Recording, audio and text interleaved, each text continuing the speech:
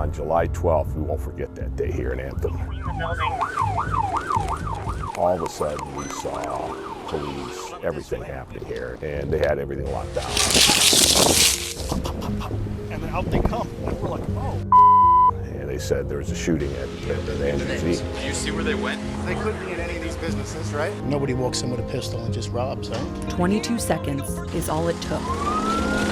Victim has gunshot wounds, right? Multiple gunshot wounds, yeah. All black clothing, black helmets. One appeared to be a female. We have the video of inside of them actively doing it. But these 22 seconds Looks like she smashes everything. And then that's when the shooting starts up here. don't show the whole story. The horrible things that happened to Helen, you wouldn't even want to see in a horror movie. Why do you believe her? I'm investigative reporter Erica Stapleton, and this is He Made Me Do It, a 12 News I-Team series uncovering how a teenager from Vermont became a robbery suspect in Arizona, saying she was forced into the crime by an abuser. We were told that you're a victim of human trafficking. We take a hard look at whether a suspect can also be a victim. She's a danger. The system is set up for women like this, or any victim like this, to really fail. And if allegations of abuse were ignored. I don't think they care. 22 seconds.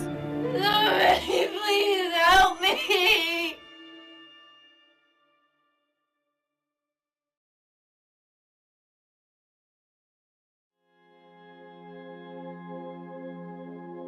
How did they decide to choose this little store in Anthem?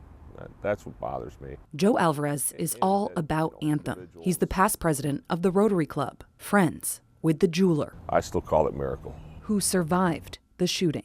His injuries were very significant. Very significant. He's lucky to be alive. He's a fighter. He's a fighter, and you know what? There's people that said that he put himself in harm's way to protect the young ladies and that. And he took the brunt of what happened. There were 5 people working in the store at the time of the robbery, who we aren't showing or naming to respect their request for privacy. And another warning, what you're about to see is hard to watch. Have you guys seen the video yet? The surveillance video shows some of the employees in the front cleaning up before closing when the 2 suspects came through the door. He's got the gun. The employees run to the back as the guy with the gun pushes forward. The other starts smashing the cases, even though the jewelry's not there. I don't think they got anything. The jeweler comes out from the back with his own gun, confronting the robbers when he gets shot. He probably didn't even plan on shooting, but he did when he saw the gun pointed at him. They fled with nothing. They didn't take any jewelry. I know. They wanted cash, whether that was for things they do or whatever, but it was amateurs. You can tell it was amateurs. Suspects outstanding. You know, for a moment, this community was shook. For a moment. Because that shock quickly turned into an overpowering support for not only the victims' families, the jewelry store owner. I mean, it's incredible with this community, how they supported it. But it was a tough day in Anthem that day. While the community rallied around the jewelry store employees, the suspects were still at large. Had to go that way. They ran that way and went to the back. Security video shows them on a motorcycle, So they pulled in right here. and law enforcement immediately started to search the area, high and low. Who knows, they might be hunkered down. You wonder, okay, they hit this place. Is there another business locally in Anthem they think they can hit again? So everyone was on alert. On edge until 4 days later, July 16th. About 400 miles away in Southern California. I think 15 police cars is a good number. It was a lot. I wouldn't be trying to run from that many police officers, put it that way. These cops aren't chasing just any truck. U-Haul pursuits are kind of a staple in Southern California culture for some reason. A U-Haul. They're very memorable. I remember this one. Miles Madison, a photojournalist with County News Service, not only remembers, he caught it all on camera. It wasn't as much of a story until it turned out that I guess these guys were, I think it was a jewelry store robbery suspects out in Arizona. The chase goes on for more than an hour until police blew out the U-Haul's tires. The driver just had a face of defeat. I think he knew exactly what was going to happen. He was going to jail for a long time. And I remember the female was visibly upset. Do not make any fast moves. Do you understand? Police in California arrested 22-year-old Matthew Jones and 18-year-old Helen Simmons, their descriptions matching the suspects in the Anthem armed robbery case. The robbers were captured over the weekend after a police chase in California. The Bonnie and Clyde-like couple causing chaos. They found a motorcycle packed in the back of the truck, black clothing, helmets, a hammer. Oh, there was a sense of relief, right? They've got him. Now we're going to make sure that justice is served. But much like the video of the robbery, the arrest doesn't tell the whole story. It almost seems like there was a little bit of relief. Relief? You know, you'd think if it was like a Bonnie and Clyde type of situation, they'd be like, you know, they're getting split up. Like, I'm so sad to see you go. We've been together this time. I didn't see that type of reaction. No, this was the moment Helen Simmons had been waiting for. Someone to get her away from Matthew Jones. You meet him on Tinder in Phoenix? Yes. A guy she met only weeks before, who she said wouldn't let her go.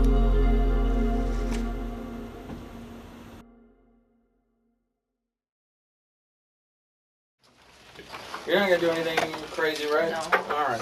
Helen Simmons didn't expect to be here. I just want to talk to somebody. Sitting in a police interrogation room after she was arrested in a police chase with a guy her family didn't even know. I had no idea. I had no idea. Kimberly Leonard first learned her daughter was in trouble during the chase when Helen tried to call her from the U-Haul. Like 3 o'clock, 4 o'clock in the morning. And I got a call. She's like, Mom, I think I'm gonna go to jail. I'm scared. I'm like, what? What's going on? You're chasing us. I'm like, what is going on, Helen? She says, it's because of him. I'm like, what do you mean? It's not me, it was him. He made me do some horrible things, Mom.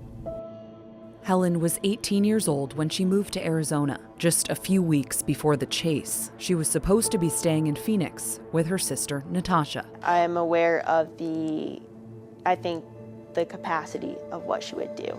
And this is so far beyond the scope of anything that she would do.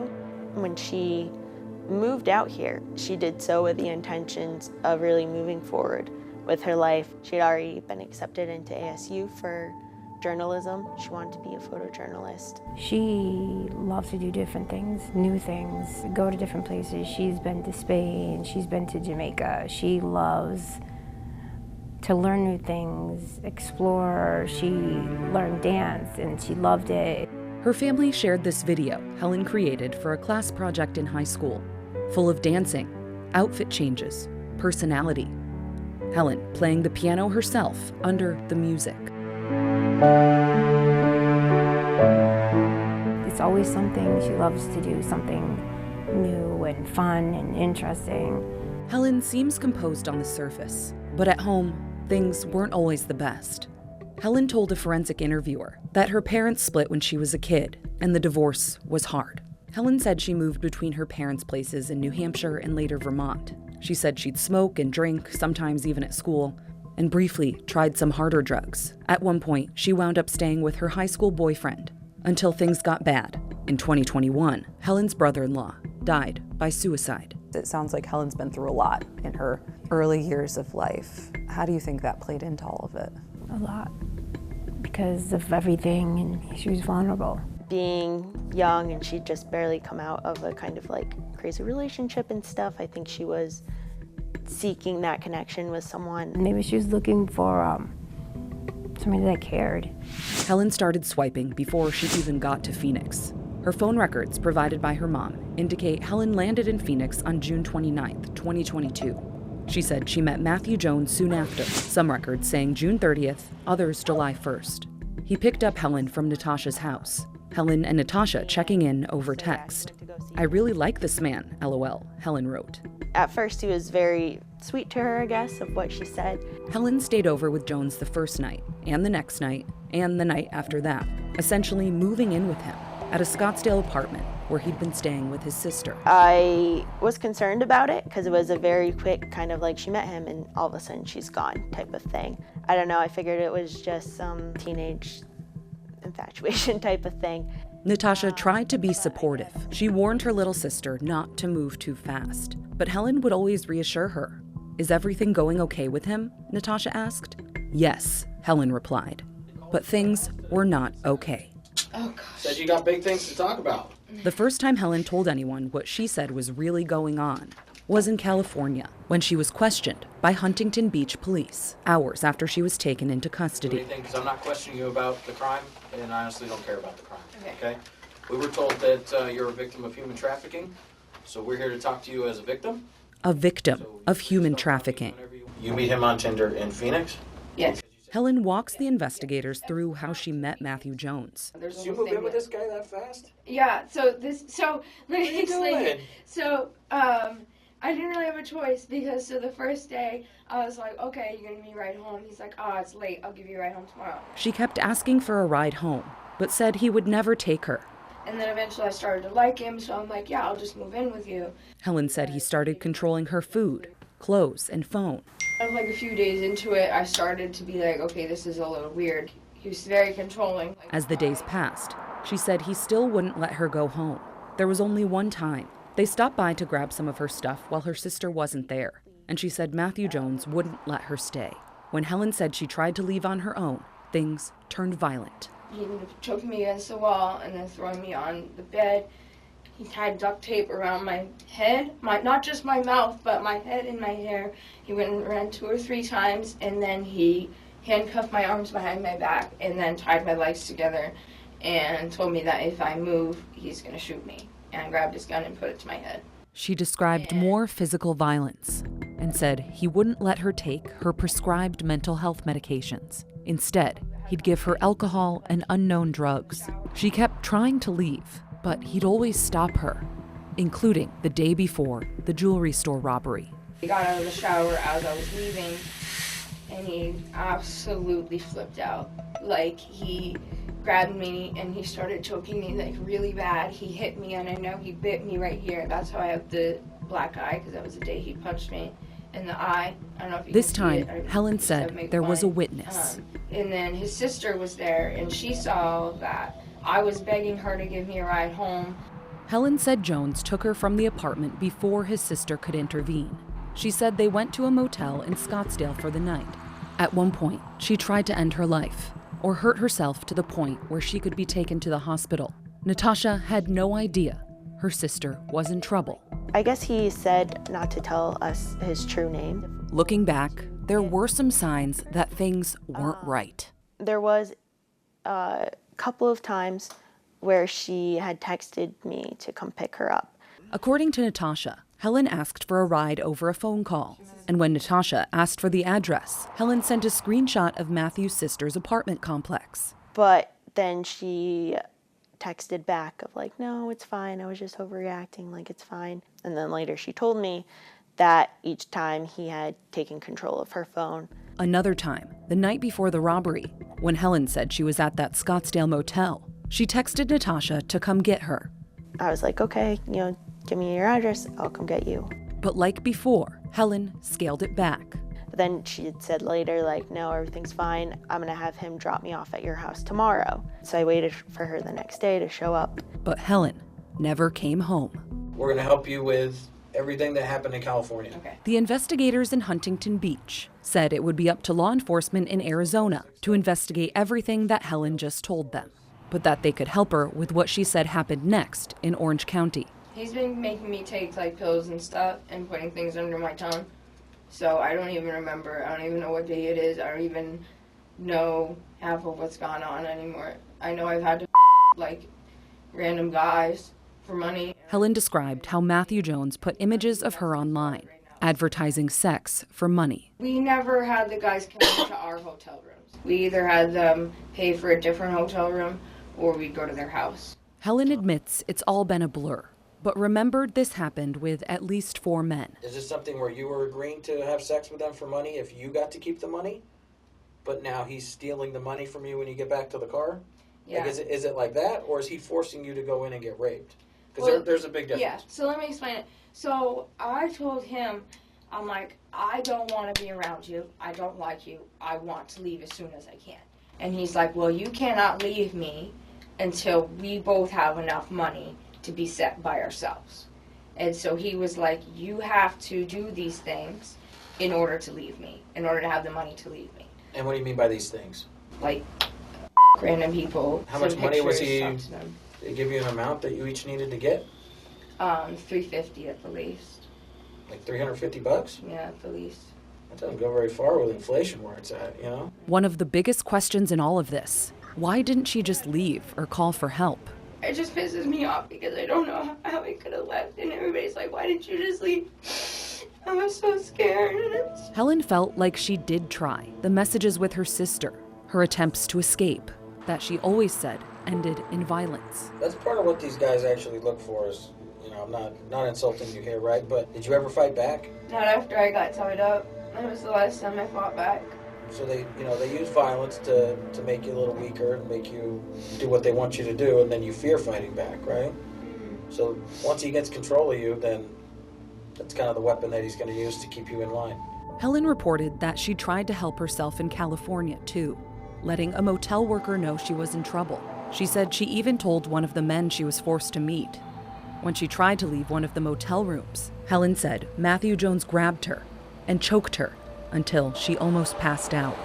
And he assaults you in the hotel room there? Yes. You want to be a victim of the domestic violence with him? Yeah. Helen, labeled as a victim, but at the same time, Hi, Helen Todd. a suspect. How you doing, Jacob? Nice to meet you. Two detectives from the Maricopa County Sheriff's Office just drove in from Arizona. They take over questioning, and Helen starts her story again. And so... Meeting Matthew Jones, moving in with him right away. Like, almost immediately, I started, like, seeing super red flags. How he turned violent. And he put his gun to my head right here. How she tried to leave. That's when he bit me right here. That's when he gave me the black eye. How he made her have sex for money in California. Sorry to deal with all that. I put myself in the situation. Helen shares another attempt to harm herself, another attempt to escape. I thought that the only way I could get out of the situation was to kill myself. Well, it sounds like he's made you do some pretty horrible things. Yeah, I don't even know if I can live with it. What's the worst thing you think he's ever made you done? At first, Helen said the sex for money in California. Then they talk about her allegations in Arizona again, that Helen could be a victim there too. If we're able to determine that a crime has taken place, or you want to be a victim, okay, yeah. I appreciate you being honest with me. It's not an easy thing to talk about. The detectives keep pressing. What's the worst thing he ever made you do? He made me take all these pills, and he told me that if I don't open rob the diamond store, then he's gonna kill me, and he's gonna kill my sister. A confession. I didn't want to do it. He made me. I just wanted to go home. I know you guys know. He made me tell me he was gonna kill me. I was so scared. I thought I was gonna get shot. I've never done anything like that before. When Helen first sat down in this interview room, she was told she was being interviewed about what Matthew Jones did to her. She was never told otherwise when MCSO detectives first came into the picture. You have the right to remain silent. But that changed after she started talking about the robbery. Do you understand your rights? Yes, I understand. What's gonna happen to me? I don't understand. I'm scared to talk. I'm scared I'm gonna go to jail. We don't have any charges right now. Okay. Helen answers all of the MCSO detectives' questions about the robbery. He's like, you're gonna go in and you're going to hit the glass with this sledgehammer after I hold the gun to these people. She said he forced her at gunpoint inside the store and threatened her life and her sister's life if she didn't listen to him. And then I heard a few shots go off and I didn't know who it was. I just dipped out that door and I was like, I just want to go home. And he went out the back door, I think. What you're about to see is hard to watch. After finishing their questions about the robbery, the MCSO detectives leave, and Helen is alone in the room. I'm so scared. Why would you do that to me? I'm gonna go to jail because it's something I didn't even have a choice to do. Keep in mind that less than 3 weeks ago, she didn't even know Matthew Jones. Somebody please help me! Somebody please help me! Somebody please help me! Please! And she just revealed all she said she went through to 2 different sets of investigators. I'm so scared. Why would you do this to me, Matthew? You know I can't handle this. I can't handle it. Why would you make me do that? She cries in the corner for about 6 minutes until the Huntington Beach investigators come back into the room. I'm so scared. I'm so scared. Helen. Please don't hurt me. Please don't hurt me. Nobody's hurt you at all. Please don't take me to jail. I'm gonna die in jail. Yeah, do you want to go home or not? Please, I really want to go home. I'm so scared. Yeah. Okay. I'm so scared. Helen, I'm going to explain some stuff to you. Remember how we talked earlier? Yes. Let's act like an adult. The balancing act between suspect and victim puts this whole case in a big gray area. Coming from such a traumatic situation and then just like thrown into jail, thrown into interrogation room. Her mind was so messed up from like trauma and the drugs he had her on. She didn't even have like a lawyer present while they were talking to her because she didn't think to ask for one. There were more messages from Helen's phone to Natasha after the robbery. We can't know for sure who sent what messages from Helen's phone. I was scared. I mean, I think back to that a lot and I wish I would have done more. But here in Huntington Beach, Helen was hopeful. She was finally free of Matthew Jones and finally might be able to go home. It sounds like you're going to get to go home, but we have a search warrant for some things from you. Helen said she was never taken for an exam after disclosing she was abused and trafficked. But analysts with Maricopa County did take some photographs where she said you can see her black eye. But these photographs weren't part of her case as a victim. They took the same kind of photographs of Matthew Jones, all on a warrant for the jewelry store robbery case. All I wanted to do was hang out with him and love him. He took advantage of that. Unfortunately, in life, there's a lot of assholes. You're still young. You're only 18. From here, she'd eventually be booked in jail in Orange County. I think the stuff you've been doing that you told me about for the past couple weeks is way more scary than jail. Helen would not be coming home. Good luck to you in the future here. Let's not meet any more dudes on Tinder. Instead, she'd be extradited back to Arizona and booked in jail, charged in the jewelry store robbery. And they were all about to learn that Matthew Jones had a history of hurting women. He was in prison for keeping a woman against her will before.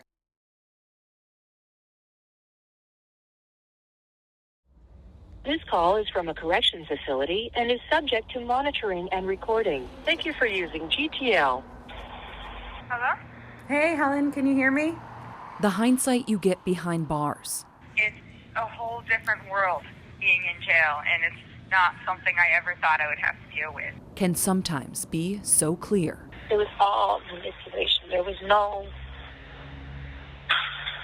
no relationship. The I-Team spent nearly 4 hours over the course of several days, speaking with Helen on the phone from the Estrella jail in Phoenix. The night I met him, he was very persistent about us hanging out that night. It makes you feel good when somebody is like, oh, well, I really wanted to see you. Like, I was really looking forward to hanging out tonight. She admits she willingly went with Matthew Jones at first. I did say that it was kind of like a relationship, but when I really look back at it, there was no care, there was no affection. I didn't even like him. I could not stand him. I was scared of him. She even knew he'd been to jail, but said he lied about why. They can pretend to be somebody they're not, and that's what happened with me. The truth is, Matthew Jones was in an Arizona prison before he met Helen. He'd been convicted of aggravated assault and unlawful imprisonment for a case that has a lot of similarities to Helen's. In that case, court records say in 2020, Matthew Jones assaulted a woman he met online. Abuse that happened in Arizona and California over the course of about 6 weeks. When she asked to leave, she said Matthew Jones hit her. When she tried to escape through a window, she said he grabbed her and threw her on the bed. Later, she said he tried to suffocate her with a pillow. Some of the injuries she described throughout the ordeal, according to a court report: bruising, signs of strangulation, broken nose bones, bite marks. The young woman finally got free after discreetly sending a message to her mom: "Send police now." police went out to Matthew's mom's house in Phoenix, where they were staying, and took him into custody. Records show Jones took a plea deal and served more than a year in prison in that case, and met Helen less than 2 weeks after his release. There's more. Before that case in Arizona, Jones was in prison in California. Records indicate he has several convictions in that state, including a case with assault and domestic violence involving another past partner. Do you understand? Yes. Side by side, Matthew and Helen are very different. Can you tell me what's going on? Oh, I'd rather speak when I have an attorney with me present. Okay. Unlike Helen, Matthew Jones didn't answer any questions about the robbery case, All right, sir. which was moving forward in Arizona. Helen Simmons and Matthew Jones were charged with the same crimes: aggravated assault, endangerment, kidnapping, attempted robbery, both facing decades in prison. Jones had just one additional charge: for having a gun as a prohibited possessor. They both pled not guilty. He's a predator. Bracing for a battle in court, Helen's family hired a second attorney to help the public defender. Katrina Ontiveros worked at that law office. The horrible things that happened to Helen, you wouldn't even want to see in a horror movie. She's not an attorney, but she is an advocate for Helen. The media is portraying her as boyfriend, girlfriend, jewelry heist, blah, blah, blah. And I was like, wait, she's not the girlfriend, she's the victim. Why do you believe her? Because when she speaks, she's genuine. She speaks from the heart. And when I read through that discovery, it's right along with what she's saying. It's not anything made up. But things weren't looking good for Helen. In court, Helen's team asked to lower her bond. I fully believe that my client is a victim in this case. She was kidnapped, held captive, forced to do sexual acts. We have proof that he had just been in prison for unlawful imprisonment. He had done similar things with someone else. But the prosecutor wasn't buying it. A memo from the prosecutor points out that Helen went into the store first, Jones right behind her with his gun. She broke the display cases in the store, causing fear to those inside. She was the one who rented the U-Haul they'd ultimately get away in, and was even inside U-Haul by herself. The memo said that Helen knew about the robbery plan beforehand and told police that Jones cased the store. The memo notes Helen claimed to be a victim of domestic violence and sex trafficking and did not mention the robbery until police asked her about the worst thing Jones made her do. She's a danger. She went into that jewelry store smashing the cases. She was angry. She participated in planning it. She helped him. And she herself admitted she was left in the U-Haul with multiple opportunities without the co-defendant. There is significant harm to the community with her being outside. Helen maintains that Matthew Jones forced her to do everything, threatening her life and her sister's if she didn't do as he said. To her, the threat didn't seem empty. I just wish that everybody would understand that that's not me. I just did that because I didn't want to die. I went in there scared, just as scared as every other person was in there. I didn't hurt anybody. I didn't come near anybody. I just broke glass. According to Helen, Matthew Jones did know where her sister lived. He picked her up the very first night they met, and they stopped by the house one other time when Natasha wasn't home. That's when Helen said Matthew must have swiped a necklace and her sister's engagement ring from her late husband. This is also part of the investigation because Helen is caught on camera at a pawn shop, appearing to bring in the jewelry. Security footage shows she was in the store alone for about 20 minutes without Jones, who Helen said was waiting for her in the parking lot. She never asked anyone in the store for help.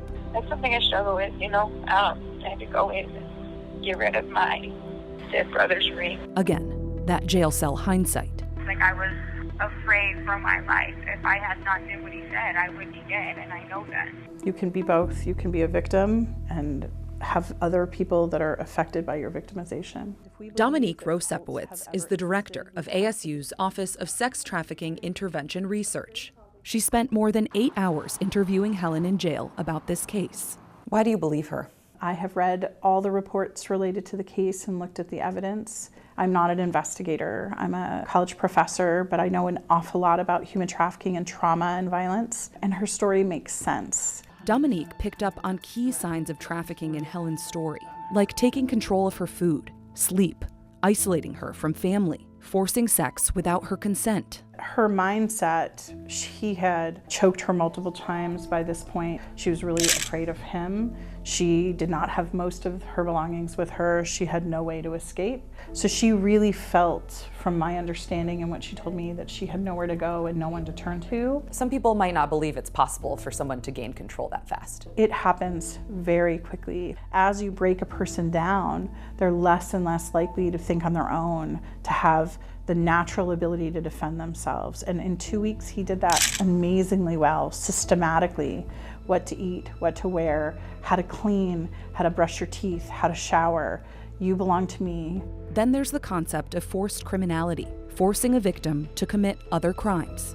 And if we believe that people will drink poison for a cult leader, why do we not believe that a person will commit a crime with someone else who has broken them down so systematically? When Dominique watches the video from Matthew Jones and Helen Simmons at the jewelry store in Anthem. I mean, it's hard to fathom, I think, what she was thinking, right? It's difficult. It looks to me like she had some things that she was supposed to do and she did them. There was no purpose to smashing those, right? There's nothing in them. We also showed Dominique parts of Helen's first interview with police. Please help me. I'm so scared. I'm so scared. I'm so scared. She's just terrified. Is this typical behavior for a victim? Well, there is no typical behavior of a victim. I think that's one of the hardest parts, right? If people had a sign on them and did something typical, we could identify people much better, whether they're on the good side or the not so good side, right? Dominique also points out it only been about 2 weeks. Non-sleep nights, not eating well, not feeling well. She was off her medications. He was abusive. He bit her. He choked her. And now she is alone without him there and just spoke to a whole bunch of men who asked her questions and offered her a bottle of water, but may or may not have offered her sort of the sense of safety. Dominique wasn't the only one who assessed Helen. In a forensic interview for her defense, a psychiatrist interviewed Helen at length, ultimately concluding, in part, if Helen Simmons' account is true, she would have believed that she was compelled to engage in the offense by the threat and use of immediate physical force against her and her sister by Mr. Jones, which would result in their deaths, and that resistance would increase the likelihood of said harm. She's 18 years old and absolutely was a participant in a very violent crime. But also went through something else herself. Absolutely. The I-Team uncovered something else, that even from jail, Matthew Jones was trying to control Helen. Yeah. A letter. We were both in Orange County jail, and he sent me a letter, essentially like trying to manipulate me into not testifying against him. We got a copy of the letter Matthew Jones sent to Helen while they were both in jail here in California, and it's really hard to read. I'm here watching over you, making sure you all right. Just remember that, he writes. While dealing with this, the best thing we can do is not snitch on ourselves. Keep what happened inside your head, and don't screw over yourself. He graphically describes having sex with her and tells her she looked good skinny to watch what she's eating in jail. He tells her not to take a deal without him. That would make him look guilty. We have to do this together. Don't be nervous. I know how the law works. As long as we stick together, we come out on top. Don't overthink, just listen up. I know what they have on us, and it's not too much. Trust me, we can win. And then he signed his name as God, which is what he made me call him. Helen said she didn't respond to this letter and turned it over to investigators. Meanwhile, Matthew Jones penned another letter to the Maricopa County Sheriff's Office, blaming Helen for the robbery. If you read the letter that he sent me and then read the letter that he sent the Sheriff's Office, it's two completely different things, and it's crazy. Helen did eventually make it out on bond, just before Christmas in 2022. She started staying with her sister Natasha, Matthew Jones still in jail. And even, while she was on house arrest, she got a job. She did classes at the community college, spent time with family and everything. So I guess that's what we had envisioned, especially at this age, of her going to school, us doing fun things together. Helen also went with Katrina in January 2023 to talk with the MCSO detective on the case she filed against Matthew Jones in Arizona. So I'm the investigator of your domestic violence case. Okay. Does that make sense? Yes. Okay. This is the same detective she talked to in California. This time, they talk for more than 3 hours, more in depth. Helen sharing more details, like Matthew Jones intentionally burning her leg on his motorcycle. Like you could see the steam coming off my leg. An injury Helen said you could see when she was first arrested. She also brought up something else. Are you comfortable talking in detail with me about that, or would you rather speak to another investigator? About the sexual assault. Okay. She starts talking again about the first time she tried to leave Matthew Jones, when she said he tied her up and put duct tape around her head and mouth. He's like, I own you. He's like, you're my slave, so whatever I want you to do, you have to do. Then she said he sexually assaulted her. Grabbed my legs, my hips to hold me in place, and, he started to, have sex with me. I was crying, sobbing. And then afterwards, he grabbed my hair, got up to my ear again. He's like, this is what happens when you don't listen to me. Helen said he forced her to have sex one other time at the apartment, and again, the night before the robbery. I know it's hard to talk about this next incident, but let's discuss it just like this. Tell me what happened, start from the beginning. Okay. Helen tells him this is when she and Matthew Jones were in the Scottsdale motel. She said Matthew Jones brought a drug dealer in the room and forced her to have sex with him in exchange for drugs. Then she said Matthew sexually assaulted her again. I was scared to tell him to stop or to no, because Matthew had said right before, he was like, you better not say anything, you better not do anything, or you know what's gonna happen. For Helen, this interview was a chance to share her whole story, something she didn't feel she got to do in California. I have no idea what's going on in California with that. I haven't heard anything. I don't know who to call. No, I didn't. I feel like I wasn't able to tell absolutely every single thing. What Helen doesn't know is that the new details will be a problem for her down the line. What she also doesn't know. His sister comes in to the bathroom because she had heard me, screaming and everything. That Matthew's sister actually called police for help before the robbery. I remember her saying, she's like, why are you doing this again?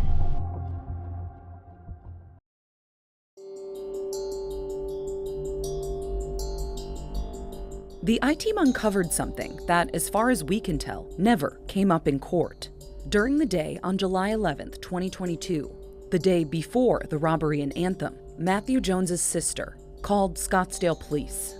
The call log from police said Jones's sister was concerned about a friend of her brother's named Helen, who had a possible confrontation with her brother. Details police wrote were vague, but Jones's sister said Helen had 2 black eyes, and that Helen and her brother had already left the apartment. Scottsdale police went to the apartment, calling it a welfare check, but it never turned into an official report. They never saw Helen. They never saw Matthew, it seems. What do you make of that, knowing what would come the next day? We have to be careful about saying someone should have done something if we didn't give them enough to go on. She didn't call 911. She wasn't there. They didn't interact with her. I wish they had. I think everybody wishes, including every single person involved in the case. It's true. Helen never called the police, but she did talk to someone else, Matthew's mother, who kept calling during the ordeal. After they fled the apartment, Helen said Matthew Jones took her to a place believed to be Arizona Falls on the canal. It's like, hey, you know what's gonna happen. You can't be telling her the truth because she's gonna call the police. She said he had his gun and forced her to tell his mother over the phone that everything was fine. And she's like, are you okay? Like, where are you? I'm like, I just want to go home. I'm like, can you just help me go home? Like, tell Matthew to bring me home. Matthew's mother, who spoke to us off camera, confirmed this call happened and that Helen told her she was fine. His mom said she didn't know why Helen would do that if she was really in trouble. But he did tie me up, and so I started to tell her about that, and he grabbed the phone from me and almost immediately hung up. And that was when he told me, he's like, I can't go home because of you, and you can't go home anymore because you have that black eye. He's like, I can't go home, you can't go home, so what are we supposed to do? This is all your fault. Which is how Helen said they ended up at that Scottsdale motel. When she first talked to investigators, she believed that the sex trafficking only happened in California. I'm sorry, this is a touchy subject. even for cops. I heard something about sex trafficking. Tell me all about that. None of it happened in Phoenix. But Dominique thinks that Helen was also trafficked in Arizona. But if you ask questions about what happened, she absolutely was. Matthew Jones accepted drugs in order for a stranger to have sex with her. According to what Helen later reported to police and to us, this was at that Scottsdale motel, hours after Jones's sister called police, and hours before the robbery in Anthem. Do you feel like it was consensual? Mm-hmm. Why might someone in Helen's position not realize that she's being trafficked? So I don't think most of us realize what the parameters of sex trafficking are. I have worked with over 3,000 victims of trafficking, and I would say 20% of them really understood the victimization they experienced. I think people don't understand is because they maybe don't understand what human trafficking is. They assume that they're being snatched off the street and being held against their will in these physical chains and basements, and they're not. It's psychological chains of coercion and control. Janelle Goodrich runs From Silence to Saved, a nonprofit that, in part, helps human trafficking survivors navigate the criminal justice system in Denver. Just these typical screening questions. Do you have control of your documents? Do you have control of your own money? Are you able to come and go as you want? Are you ever in fear if you don't do what your partner is asking you to do? Do you see that they only have the clothes on their back? Do you see that maybe they're a little malnourished? Maybe they're not eating as much as they should, and they're not talking to their family like they used to, things like that. Janelle is not involved with Helen's case and has never met her. But the records reviewed by the I-Team show that what Helen reported checks nearly every one of Janelle's boxes for screening. And the problem is people seem to forget that we can have two of the same true thoughts, even if they're different, right? And so just because you committed a crime doesn't mean that you can't also be a victim of a crime. Dominique and her team at ASU are working to better identify people who need help. In February 2023, her office helped launch a statewide human trafficking hotline. As of June 2024, they've had 193 calls. Everything from a hairdresser calling and saying they think one of their customers was being trafficked, to a person at a bus stop screaming that her trafficker was trying to find her and could we help her find safety. Her team also partnered with MCSO on a program at the Estrella Jail, where women can flag themselves as victims of trafficking and connect with resources. Women who are incarcerated are some of our most traumatized people in the country. In the second half of 2023, Dominique said nearly 100 women flagged at the jail were connected to these services. And that's all great. There's a lot of programming in there, but these are women that are already in jail. Right. It's too late.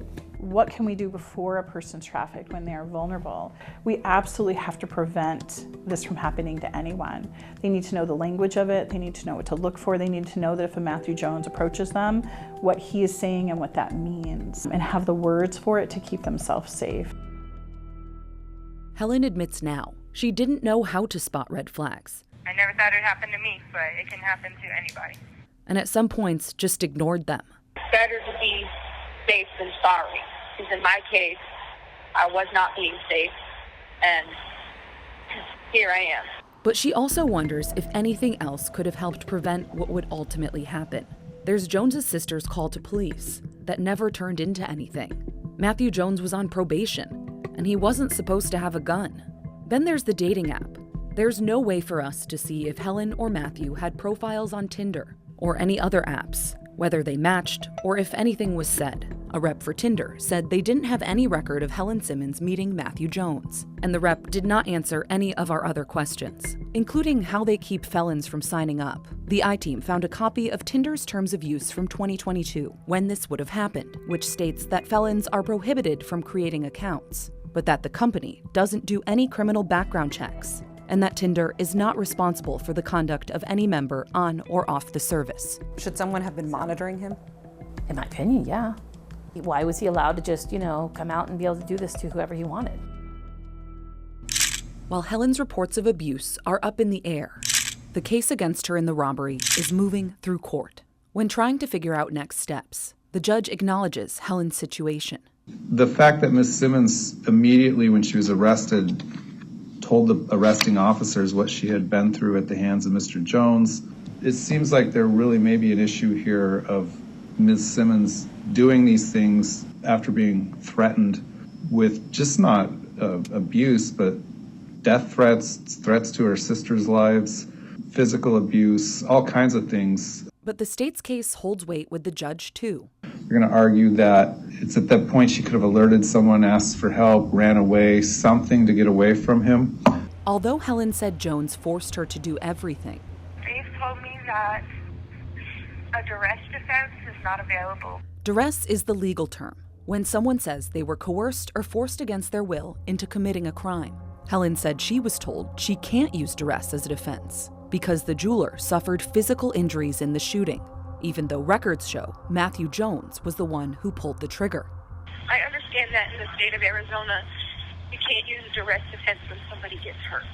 But I didn't hurt anybody. I destroyed property and I scared people. And I don't want to undermine or diminish what the victims went through. I feel like prosecuting me for that, as if I willingly did it, is not justice. I feel like I deserve justice and the victims do as well. With a duress defense off the table, Where this case is headed currently, do you feel like justice is being served? Absolutely not. Absolutely not. it seemed like Helen's only path forward would be through prison. And absolutely, 100%, I agree that the victims at the jewelry store also have trauma. But this came from him. He started this.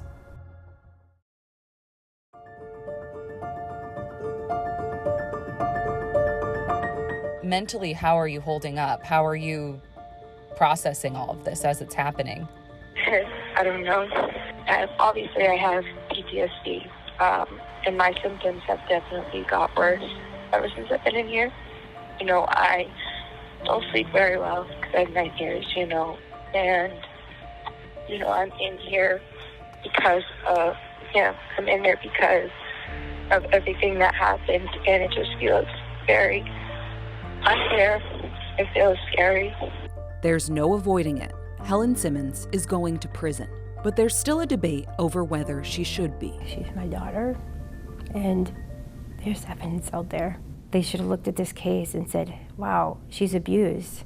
Drop the charges and charge her appropriately for breaking the glass. Without duress as a defense, Helen was afraid to take her chances at trial, where she was facing decades in prison. I do think she could have been charged differently in a way that that defense could have been used. Instead, she took a plea deal for kidnapping and aggravated assault, agreeing to 5 to 10 years in prison. It'd be up to a judge to decide how long. Has anyone forced you or threatened you in any way to get you to plead guilty?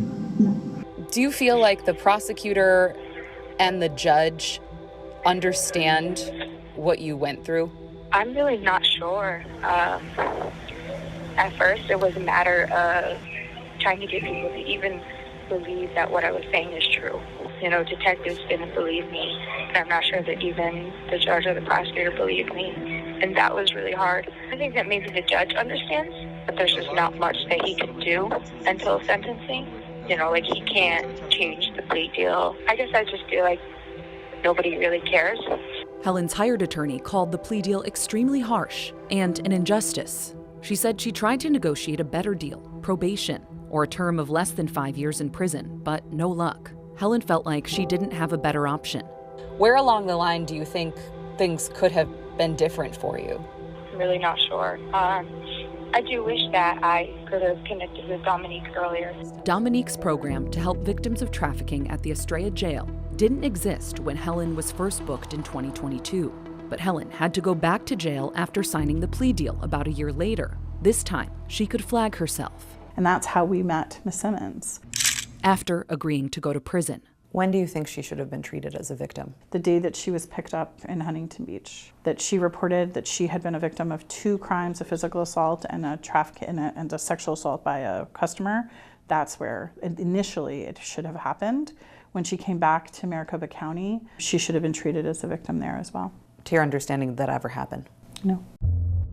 The I-Team reviewed all available records for the cases in Arizona and California, where Helen is documented as a victim, and found that law enforcement and Helen were not on the same page. As for California, the Huntington Beach Police Department took Helen's allegations and passed them off to Costa Mesa and Westminster, where they thought the crimes occurred. Even though 3 agencies were involved in California, it was still tough to get answers. Costa Mesa Police said it was Huntington Beach who did the investigation, although it's not clear what the agency did or didn't do. You want to be a victim of the domestic violence with him? Yeah. Helen said she never heard from police in Huntington Beach after this interview, and that she had no idea Costa Mesa and Westminster were involved until the I-Team tracked down the cases and told her. Another shock for Helen. Both Westminster and Costa Mesa police departments wrote in their files that she was not a victim of sex trafficking. Costa Mesa's report said Helen was having sex with the men by choice and had multiple attempts to leave. Westminster police wrote that Helen changed her story and said she was consensually having sex with people for money and that Helen was posting photos of herself to meet men. Westminster police wrote that this came from the Huntington Beach police report. But if you listen, that's not really what Helen said. Basically, he would post my picture, like post pictures of me, like dressed, naked, whatever, make a profile of me, and he would get these guys, like these guys would text me and stuff, and he would text them, talk to them. Is this something where you were agreeing to have sex with them for money if you got to keep the money? But now he's stealing the money from you when you get back to the car? Yeah. Like, is it like that, or is he forcing you to go in and get raped? Because there's a big difference. Yeah, so let me explain it. So I told him, I'm like, I don't want to be around you. I don't like you. I want to leave as soon as I can. And he's like, well, you cannot leave me until we both have enough money to be set by ourselves. And so he was like, you have to do these things in order to leave me, in order to have the money to leave me. And what do you mean by these things? Like, random people. How much money was he? Talk to them. Did he give you an amount that you each needed to get? $350 at the least. Like $350? Yeah, at the least. That doesn't go very far with inflation where it's at, you know? When we showed this to Dominique, that's coercion. She didn't talk about the force or the fraud, right, trickery, but that's what coercion looks like. If you do this, you sell sex for me, I will release you. Are you ever forced to go have sex with a guy from him, or is this all just to make the money to get out? Yeah, it's all just like money to get out. Okay. What do you make of how the officers are talking to her? I really hesitate to criticize other people's interview techniques. I think they were trying to make her comfortable. I think they were trying to be really casual about it. It's not really up to them to educate her on what is trafficking, what is not. But what I think they got from her is that he made the decision about how much needed to be made. He made the decision that's how the money was going to be made. And I think there's good evidence on a trafficking case from my understanding. Helen denies changing her story. I had bruises all over my body. They took pictures of it. And I had also told them that I had been sexually assaulted and choked unconscious that day. I hear that there's forensic tests that they could have done. In June 2024, the I-Team drove to California, trying to retrace Helen's path to learn anything beyond the limited police reports. The manager at the motel in Westminster did not want to speak with us, but an employee at the motel in Costa Mesa vaguely remembered Helen, Matthew, and the U-Haul. He said he didn't remember whether he talked to police about the case or if they turned over any camera footage. He told us that the camera system was replaced last year anyway, so any possible footage of Helen and Matthew was long gone. It's also not clear if any police agency in California ever got records from Helen and Matthew's phones. There should be things on both my phone and his phone. Records show those phones were taken into evidence by the Maricopa County Sheriff's Office and are still seemingly being held in Arizona. The only thing we have access to on Helen's phone is the call log from that time, provided by her mom. We cross-checked all the numbers and found 4 unknown numbers from California from the time frame Helen said Matthew Jones forced her to have sex for money. So I called them. Hi there, my name is Erica Stapleton. I'm actually a reporter at 12 News in Phoenix, Arizona. Someone at this number might have met her back in 2022. She would have been traveling with a man in a U-Haul, could have possibly met her at a motel or at their home. The first 2 guys I called denied knowing Helen. Have you ever been contacted about? Well, they hung up. When I called the second 2 numbers, no one answered, and no one called back. The mailbox is full and cannot accept any messages at this time. Goodbye. Dead end. As Helen's cases in California stand now, Westminster police wrote that due to lack of information and evidence and the inability to interview Simmons, this crime is unfounded, and the case will be closed pending contact with Simmons. Helen was in jail when this case was filed and said no one at Westminster Police ever reached out to her. Our requests to talk with officers in Westminster about this case all went unanswered. Same with the Huntington Beach Police Department. Helen said she never heard from the Costa Mesa Police Department either. Still, that agency turned the case over to the Orange County District Attorney's Office. The DA rejected it, saying there wasn't enough evidence and could be resubmitted if there was further investigation. I think that we missed our opportunities to support a person who'd been victimized because we were clouded, we as the big we were clouded by her participation in a crime. In Arizona, Helen was hoping MCSO would talk to Matthew Jones's sister to corroborate her allegations of abuse the day before the robbery. She first brought this up in July 2022 when she was arrested in California. He was like choking me and stuff, and his sister saw it, that he was like literally trying to kill me. That's what it seemed like. This way? When Helen was moved to jail in Arizona in August 2022, she called the same MCSO detective to ask about it. What happened over at house is being investigated. Okay. Okay. All right. Awesome. That's good. Helen brings it up again when she speaks to the same detective months later in January 2023, but there's still no record of the detective reaching out to Matthew's sister. We will go locate and interview her. We'll go try to locate the mom and interview her as well. Since this interview, MCSO said they've reached out to Jones's sister multiple times, but she hasn't gotten back to them to set up a time to talk. Over text, the I-team did reach someone who said she was Jones's sister, but she didn't answer any of our questions. Jones's mother also declined an interview, but spoke with us off camera in September 2023. She said it's possible her son could have forced Helen to do things, but questioned why Helen would have stayed with him. As of July 2024, an MCSO spokesperson said investigators haven't reached out to Matthew Jones's mom or anyone else in his family aside from his sister. The same detective who said he'd try to talk to Jones's sister also questioned Helen's allegations. In one report, he wrote that Helen never divulged being sexually assaulted by Matthew Jones in Arizona during that first interview in California. I just laid there and took it. Okay, what did you have to take? I thought he was gonna rape me, I'm not gonna lie. Is that what happened? No. But when Helen talked to him again in January 2023 while she was out on bond, she did tell him that she was sexually assaulted by Matthew Jones. And, we started to, have sex with me, all crying, sobbing. From Helen's perspective, They seemed like they were more interested in getting a confession about the criminal case. she felt she didn't have the opportunity to tell investigators everything that happened the first time she talked to them. She was still in shock. I had a hard time talking about the abuse that I went through. I blocked a lot of it out of my mind, so I didn't have to think about it. It took a lot of therapy for me to be able to really think about it, talk about it. But I told them everything that I could physically and mentally tell them at the time. This isn't something Helen just brought up to us.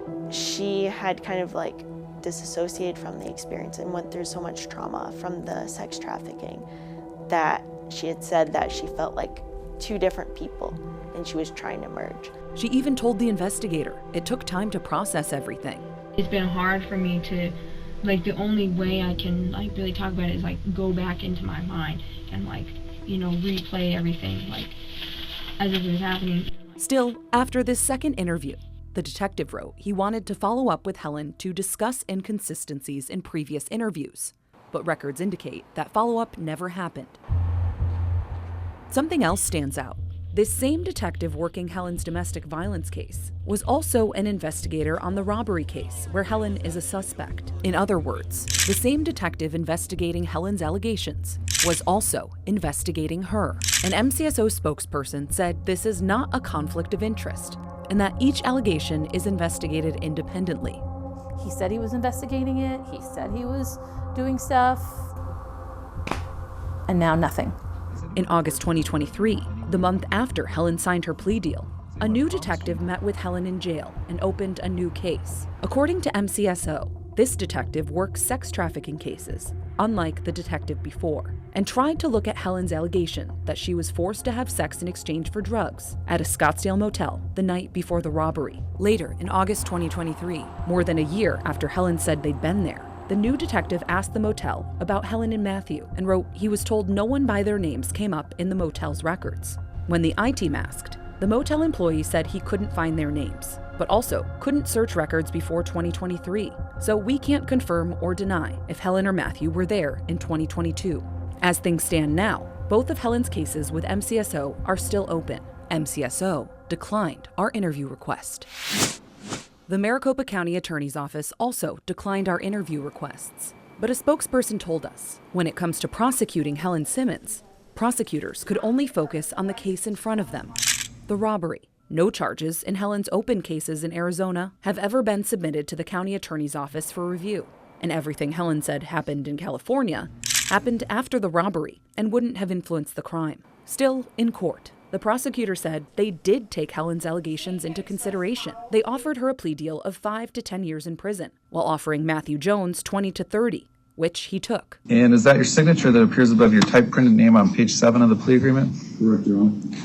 The prosecutor's job was to get justice for the victims in the jewelry store, and to MCAO, that meant prison time for both Matthew Jones and Helen Simmons. I do think sometimes that prison is an appropriate option for people who have been involved in human trafficking, and I do think that sometimes those second chance of deferred judgments are appropriate, and I think it's a case-by-case basis. Again, Janelle Goodrich is not involved in Helen's case at all, but part of her role with From Silence to Saved in Denver is working with law enforcement and prosecutors from the beginning of these cases, trying to figure out what's best for victims who are also facing criminal charges.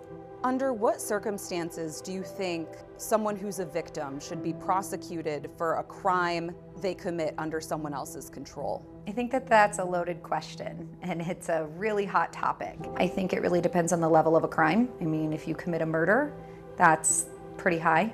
If you are sexually exploiting children, I don't necessarily think that they should get a free pass, but I do think that they should get more services in place to give them that second chance to get well and be better, and maybe a chance that nobody gave them before. Investigating these kinds of allegations isn't always easy. I've heard homicide detectives say that they would rather be in the homicide unit than the human trafficking unit because it's easier to prove a homicide than it is human trafficking. If you don't have sometimes that digital evidence and things like that to follow back, it really falls on the shoulders of a victim or a survivor, and that's a lot. But that doesn't mean allegations of trafficking shouldn't be investigated at all. I believe that every district attorney and prosecutor in these types of situations, they have a duty to look into all of the claims, as does law enforcement. And we hear these things all the time. We see crimes come up all the time, shootings, drug deals, whatever it is. And if you dig a little deeper and give a little bit more attention to detail on it, you might uncover something else. And in Helen's case, personally, for me, it's been really difficult to watch our criminal justice system. The system that would soon determine her fate. So our system responded to her only as a perpetrator, not as a victim. And I think we have to be able to do both.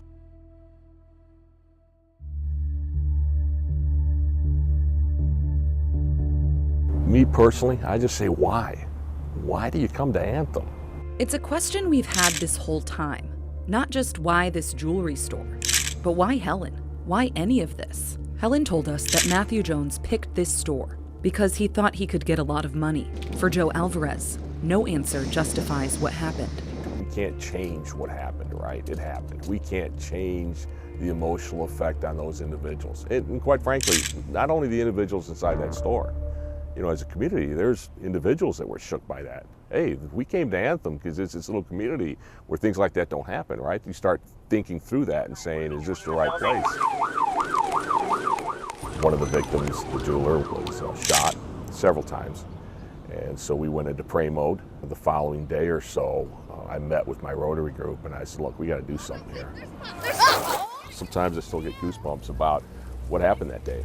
And, you know, at the end of the day, we were able to raise $38,000 in a 5-hour car wash. I mean, that, to me, shows the support that this community gives its members. Keep going, keep going. Support. The jeweler needed a lot. It was a long road. I visited him in his hospital. I visited him in rehab. He's a fighter. He wasn't going to let this thing get him down. There's a sentencing. They're paying their dues, and we're going to go on.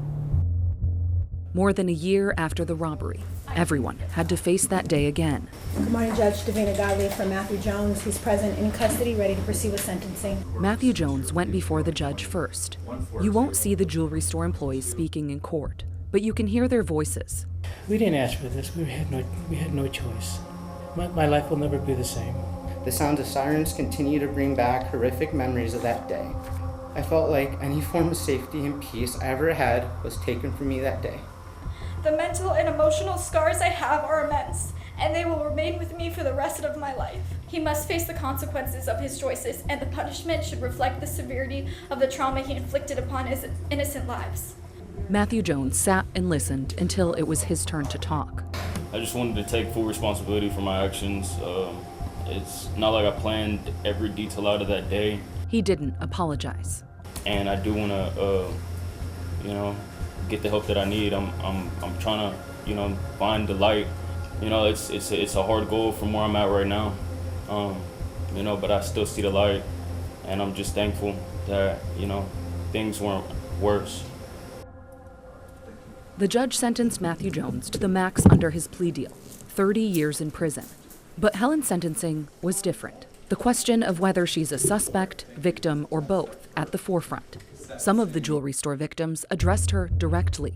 I hope the court considers the full extent of the harm caused to my employees, myself, my family, and our community when finalizing the sentences for these two monsters. Destruction, terror, and pain. What an awful way, Helen, to impact the world. I don't know her story or how it led her to where she is today, but my honest prayer is that she seek to have a better impact on the lives of others than she had on mine. And no matter what you say, you still committed these crimes. I think you misunderstand the definition of what a victim is. We are victims. The prosecutor dug in. She may be a victim, and she may be a victim by Matthew Jones. But here, in this matter, as to this robbery, as to the assaults, as to the trauma, she is not the victim. She's the perpetrator. Her having fear placed upon her does not give her the right to put that fear onto others. It was very hard to know how they feel about my daughter. Helen's mom, Kimberly Leonard. They didn't know her. Flew in from Vermont to support Helen. So it's really hard to hear what they have to say about her, that they're afraid of her. Kim wanted the judge, the prosecutor, the jewelry store employees to know the Helen she knows. Those weeks that she was with Matthew changed Helen's life forever. Helen had a village, including her mom. 20 people wrote letters to the judge or spoke out in court, asking for Helen to get a second chance. This is a young lady who has been through more than any human should ever have to endure. I also want it to be known that Helen is not a danger to anyone. Helen has faced a lot of trauma in her young life. She begged him no. She kept telling him no, no, no. He used physical violence, sexual violence, emotional manipulation, and threats of harm to control Miss Simmons. Dominique even wrote an expert report to try and mitigate Helen's sentence.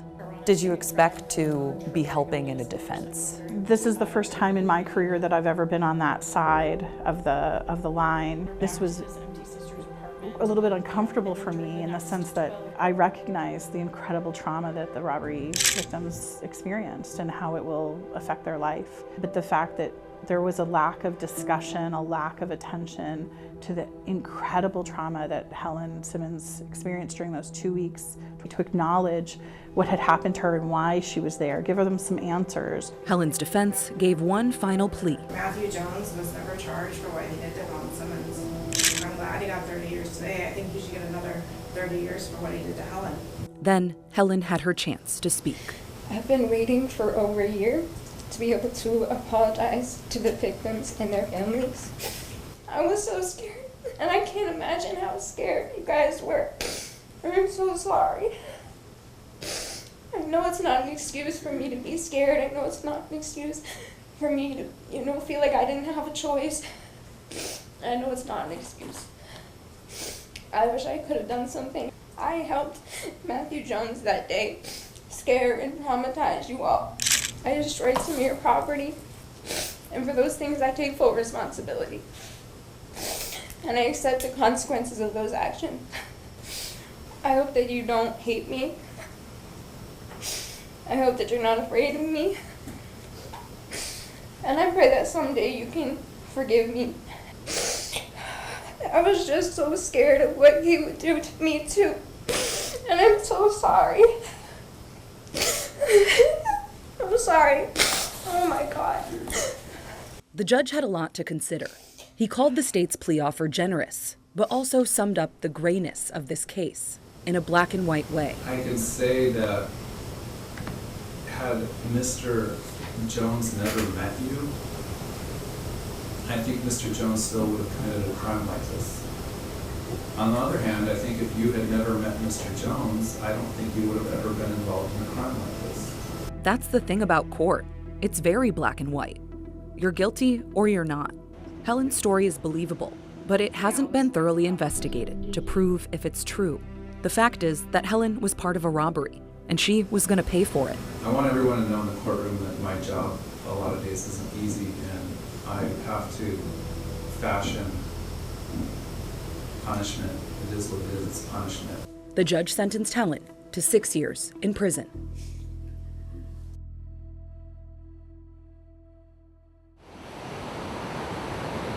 When Helen Simmons and Matthew Jones were first arrested in the U-Haul, Helen said they were on their way to see the ocean at Huntington Beach. She never made it, just like she never made it to ASU, never made it to her journalism classes, never made it to her dream. It all came crashing down. Nothing good comes out of anything bad, but I think that the legal system has taken action. We've got a little bit of closure. Let's move forward. We'll never forget it, but we'll move forward. But again, she's made these claims of he abused her into it, he abused her after. Who knows? I can't comment on that. I don't know. It'd be a shame if that's what happened. It really would. You know what? She was an adult. She knew what she was doing when she got in there. There are ways, in my opinion, that she could have not done it, but that's just my opinion. Do you think the sentence was fair? Been wrestling with this for a little bit. Like the judge basically said, if it wasn't for him, she wouldn't have committed it. Then why is she serving 6 years? The system is set up for women like this, or any victim like this, to really fail. Fairness in the criminal justice system is really complicated. It has to be fair for the victims of the robbery, and it has to have some purpose. Do I think having her go to prison for 6 years has any purpose? I don't. I think she would benefit from trauma-focused therapy and rehabilitation of her own sense of self and who she is, so this doesn't happen to her again in her life. But that's not how it worked out.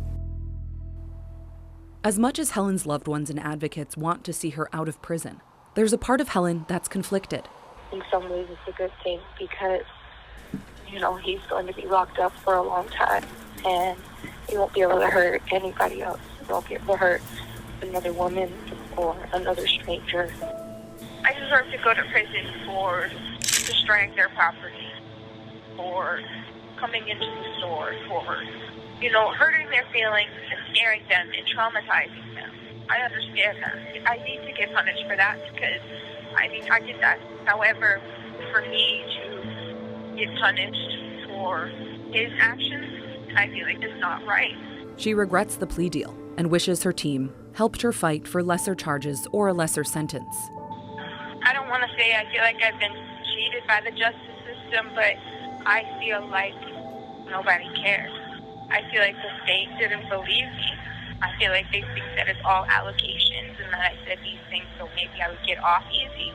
You know, it's easy to, from the outside, look at this situation and say to yourself, you know, I would never do something like this. You know, even as myself, I can't imagine ever going into a jewelry store like she did. But I think when you're in the thick of it, you know, being abused and such and having these threats against you and you have a gun to your head and someone you care about life is being threatened as well, I think the instinct to survive is so strong. It will impact my career and the things that I want to do and how I want to work with victims of trafficking in the future. This case has really flagged for us that there are many, many more people who are in that forced criminality situation. We have a role there to advocate for leniency for them because of that victimization.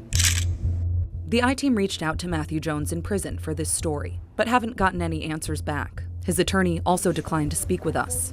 In December 2023, he filed for post-conviction relief, calling his sentence excessively harsh compared to Helen's, and that he was influenced by inadequate legal representation. In August, the judge threw out Jones's request, saying there was ample evidence he planned the robbery and indications that he coerced Helen into participating. MCSO says Helen's 2 cases against Jones are still open, and they're attempting to set up an interview with Jones in prison. The county attorney's office said in a statement that in the event new evidence is uncovered by law enforcement that shows Ms. Simmons may have been a victim of a crime in Arizona, we would certainly review the case. And I will not give up on trying to get him charged and convicted for what he did to me as well, because he's just going to get out and do it again. The last time we could record a conversation with Helen was before she moved from jail to Perryville, the state women's prison in Goodyear. Because of her violent charges, she's on a yard with higher security, but she's got a job and said she's been taking courses. She also said she's in therapy. I'm excited to see her, I miss her, but to see her in prison, it's hard.